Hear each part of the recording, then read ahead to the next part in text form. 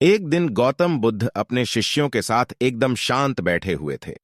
उन्हें इस प्रकार बैठे हुए देख शिष्य चिंतित हुए कि कहीं वह अस्वस्थ तो नहीं है। एक शिष्य ने उनसे पूछा कि आज वह मौन क्यों बैठे हैं, क्या शिष्यों से कोई गलती हो गई है? इसी बीच एक अन्य शिष्य ने पूछा कि क्या वह अस्वस्थ हैं, पर बुद्ध मौन रहे।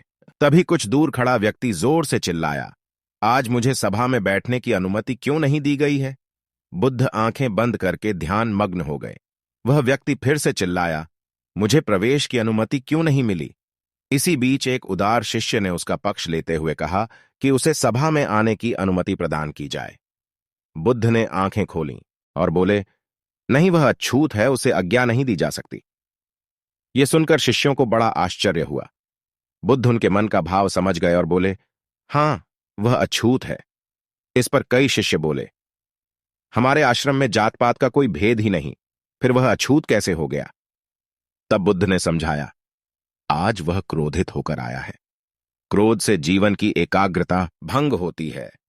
क्रोधी व्यक्ति प्राय मानसिक हिंसा कर बैठता है, इसलिए जब तक वह क्रोध में रहता है तब तक अछूत होता है। इसलिए उसे कुछ समय एकांत में खड़े रहना चाहिए। क्रोधित शिष्य भी बुद्ध की बातें सुन रहा था। पश्चाताप की अग्नि में तपकर वह समझ चुका था कि अहिंसा ही मनुष्य का महान कर्तव्य व परम धर्म है। वह बुद्ध के चरणों में गिर पड़ा और कभी क्रोध न करने का प्रण लिया। शिक्षा आशय यह है कि क्रोध के कारण व्यक्ति अनर्थ कर बैठता है और पश्चाताप उसे बाद में होता है, जिसका कोई लाभ नहीं मिलता। इसलिए हमें क्रोध नहीं करना चाहिए। असल मायने में क्रोधित व्यक्ति अछूत हो जाता है और उसे अकेला छोड़ देना चाहिए।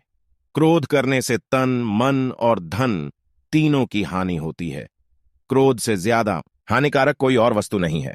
आप सभी को वीडियो पसंद आई हो तो वीडियो को लाइक करें, कमेंट करें और सब्सक्राइब करें। धन्यवाद।